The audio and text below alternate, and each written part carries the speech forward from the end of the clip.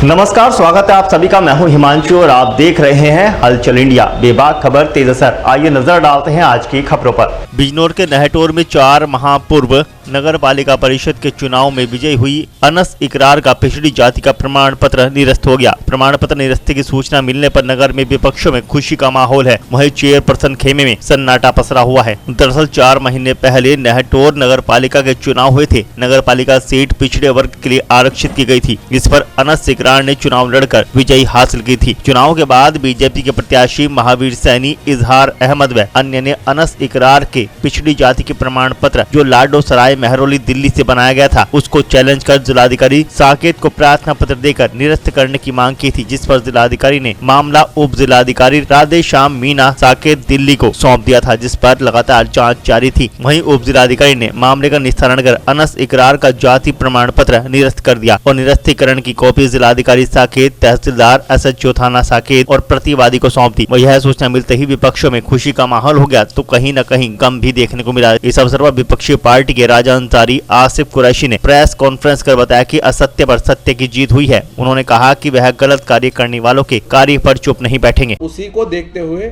उसी रिपोर्ट के तहत SDM साकेत साहब ने इस सर्टिफिकेट को निरस्त कर दिया है और आगे की कार्रवाई बिजनौर DM साहब के यहाँ से होगी और मेरे ख्याल में जल्द ही इस कार्रवाई को अंजाम दिया जाएगा। कितने लोगों के खिलाफ कार्रवाई हुई है? अभी तो फिलहाल 3 लोगों के खिलाफ कार्रवाई हुई है। इसमें उनके पति हैं मोहम्मद जैद और एक जिनके नाम पे उनके चाचा को बनाया गया था, वो भी फर्जी थे, वो मिरासी बिरादरी से थे, दानिश नाम है उनका, उनके खिलाफ, और एक चेयरपर्सन अनस इकरार के खिलाफ। इसमें कुछ लोग अभी अज्ञात भी हैं जिनके नामजद रिपोर्ट लिखी जाएगी। दानिश जो है ये कहाँ के रहने वाले? उनका पता नहीं चल पाया। दिल्ली में जो एड्रेस था, तो जब उनको पुलिस देखने के लिए वहाँ पहुंची तो वो दिल्ली का एड्रेस छोड़ के चले गए वहाँ से। उन्होंने फ्लैट खाली कर दिया। आधार कार्ड का भी कोई मामला है? हाँ, लगभग 3 आधार कार्ड हैं इनके चेयरपर्सन अनस इकरार के, जिसमें 2 जाली हैं। वो इसमें आदेश में मेंशन किए हैं और बहुत बड़ी मतलब इसमें आधार कार्ड को लेके भी फोर्जरी हुई है। अच्छा, इस पूरे मामले में शिकायतकर्ता कौन थे? शिकायतकर्ता इसमें महावीर सैनी और मैं, इजहार अहमद के नाम से। मेरा जो असली नाम है वो इजहार अहमद है। तो इसमें जो अब वहाँ से कार्रवाई के लिए क्या आदेश हुए हैं वहाँ से? जी हाँ, वहाँ से आदेश हुए हैं। पहले तो साकेत थाने के लिए आदेश हुए हैं मुकदमा दर्ज होने के लिए, और DM साहब बिजनौर, जिलाधिकारी बिजनौर साहब के लिए हुए हैं, और बाकी जो संबंधित विभाग होते हैं सभी जगह के लिए आदेश हुए हैं। इसमें आदेश में मैंने आपको दे दिए हैं, सब लिखा हुआ है। महरौली थाने में मुकदमा दर्ज हुआ? जी, वो पहले हमें लग रहा था कि महरौली थाने में होगा, लेकिन साकेत थाने में कराया है उन्होंने। ये यहाँ पर आदेश की कॉपी आ गई DM साहब? डिस्पैच हो गई थी कल पहुंचने में। मेरे ख्याल में स्पीड पोस्ट 2 दिन 3 दिन तो ले गई, हो सकता है आज पहुंच जाए, कल पहुंच जाए, लेकिन मैंने जो हमें सर्टिफाइड कॉपी हमें रिसीव हुई थी वो हमने आप लोगों के समक्ष रख दी है। अच्छा, आपकी ओर से अब अगली क्या रणनीति होगी? अगली कार्रवाई हम तो देखिए ऐसा है, हम जो लड़ रहे हैं, हम हक की लड़ाई लड़ रहे हैं। हमारा कुछ ऐसा नहीं कि कोई दुश्मनी है, वो भी हमारे भाई हैं, हमारे शहर के लोग हैं, कोई दिक्कत नहीं। ऐसा कोई बहुत बड़ा झगड़ा ज़मीन जायदाद का नहीं है। हम हक की लड़ाई लड़ रहे हैं। हमारी जो ये सीट इस बार चेयरमैनी की थी वो बैकवर्ड थी, उस पर जनरल को लड़ने का अधिकार नहीं था, लेकिन उन्होंने फोर्जरी करके इसे चुनाव लड़ा और उसी वजह से जो बैकवर्ड प्रत्याशी तमाम खड़े थे वो आपस में वोट कटने की वजह से उनका अकेला काम हो गया। इसके बैकवर्ड सर्टिफिकेट के अलावा भी आपके किसी अन्य मामले में भी कोई कार्रवाई करेगी? हाँ बिल्कुल, अभी एक कार्रवाई बाकी है। इसमें जो एज का बहुत बड़ा मामला होता है, आप जानते हैं, जो चेयरमैन बनता है उसको 30 साल की बिल्कुल मतलब पूरी उम्र चाहिए होती है। इनकी जो एज है, अभी ऐसा सुना है, सूत्रों द्वारा पता चला है कि उनकी एज भी कम है और 1 2 4 दिन, 1 महीना 2 महीना नहीं, कम से कम 6 महीने उम्र कम है, जिसके दस्तावेज जो हैं वो हम तक आ चुके हैं और जो बचे कुछ हैं वो दस्तावेज हम पे आ जाएंगे और फिर हम जो है वो जिलाधिकारी महोदय बिजनौर को हम ले जाकर देंगे।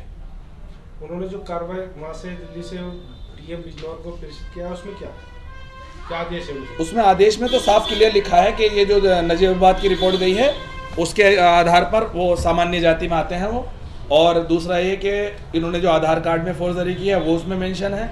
तीसरा ये कि हाथों हाथ उनको 3 लोगों को उसमें नामजद रिपोर्ट करने का आदेश करा है साकेत थाने को। बाकी बहुत बड़ा आदेश है, आपको मैंने दे दिया, आप पढ़ लीजिएगा। ये डीएम साहब के लिए क्या आदेश है जनपद बिजनौर? डीएम साहब की बताया, बोले बस सर्टिफिकेट जो है निरस्त कर दिया गया है, अगली कार्रवाई आप जैसे भी करेंगे, क्योंकि वो ये अदर स्टेट का मामला है। दिल्ली में कुछ और कानून है, यूपी में कुछ और कानून है, महाराष्ट्र में कुछ और कानून है, तो यहाँ पे जिलाधिकारी महोदय अपने हिसाब से इसको करेंगे। अब अगली रणनीति आपकी क्या होगी? हमारी रणनीति है, हम जिलाधिकारी महोदय साहब से मिलेंगे और उनसे कहेंगे कि बोले इसमें जो मतलब जायज़ कार्रवाई है वो करानी है। और हम आपको बता दें, मैं मीडिया के माध्यम से पूरे नेटवर्क की जनता को बता दूं कि मैंने अभी भी और इससे पहले जो भी कार्रवाई के लिए भागदौड़ की है, हमेशा यही कहा है कि जो सच है, जो सत्य है, वही होना चाहिए।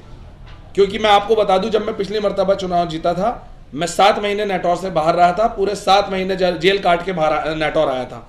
मेरे ऊपर एक फर्जी मुकदमा लिखा गया था। तो ये तो राजनीति में चलता रहता है, कभी इन कभी आउट, आदमी आता है जाता है, कोई मसला नहीं है। लेकिन मैं फर्जी मुकदमे में गया था। हमारे जो एसडीएम साकेत साहब हैं, उन्होंने ये बात बताई है और जो हमने साक्ष्य लगाए हैं कि बिल्कुल 100 के 100% फर्जरी है, इसलिए इस पर मुकदमा दर्ज हुआ।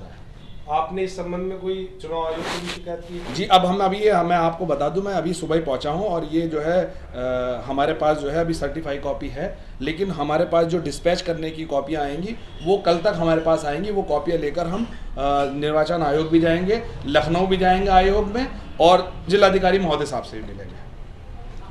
क्या पिछड़ा वर्ग आयोग में कोई शिकायत की गई? जी बिल्कुल की है हमने शिकायत वहाँ से, लेकिन उन्होंने ये कहा था कि अदर स्टेट का मामला है, पहले आप वहाँ से निरस्त कराइए, फिर उसके बाद हम एक्शन लेंगे। क्या सर्टिफिकेट कैंसिल होने के बाद चुनाव की दोबारा प्रक्रिया होगी? भाई ये तो मुझसे ज़्यादा आपको जानकारी है, आप पत्रकार महोदय हैं, आप ही बताएंगे कब चुनाव होंगे। लेकिन हाँ, इतना ज़रूर है, मेरी लड़ाई ये हक की लड़ाई है। अब चुनाव होना ना होना वो देखिए निर्वाचन आयोग के हाथ में है। वो 1 महीने में करा दे, 1 साल में करा दे, 1 दिन में करा दे। और चुनाव की बात ऐसी है कि चुनाव जब भी होगा, क्योंकि मैं सेवक हूँ और जनता की लड़ाई लड़ता हूँ, चुनाव में 100% लड़ूंगा हर हाल में, आज हो या 5 साल बाद हो या 50 साल बाद हो। यदि दूसरा पक्ष स्टे ले आता है तो क्या आप अपनी लड़ाई जारी रखेंगे या? देखिए ऐसा है, स्टे के लिए तो सारी कोर्टें खुली हैं।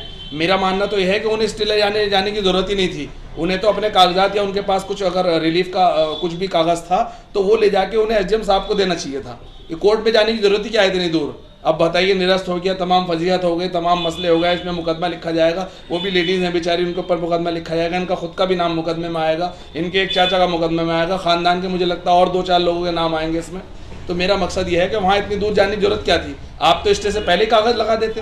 क्या इन्होंने राजनीति का शौक रखने वाले कभी हार तो मानते नहीं? हाँ, जैसे मैंने नहीं मारी मानी, मैं तो कभी मानता नहीं। हो सकता वो मुझसे ज़्यादा तेज़ दौड़ने वाले हों, तो मैं तो चाहता हूँ कि खूब दौड़े, तो खुला मैदान है। क्या इन्होंने एसडीएम साकेत को कोई कागज नहीं? ये तो आज तक पेश ही नहीं हो सके।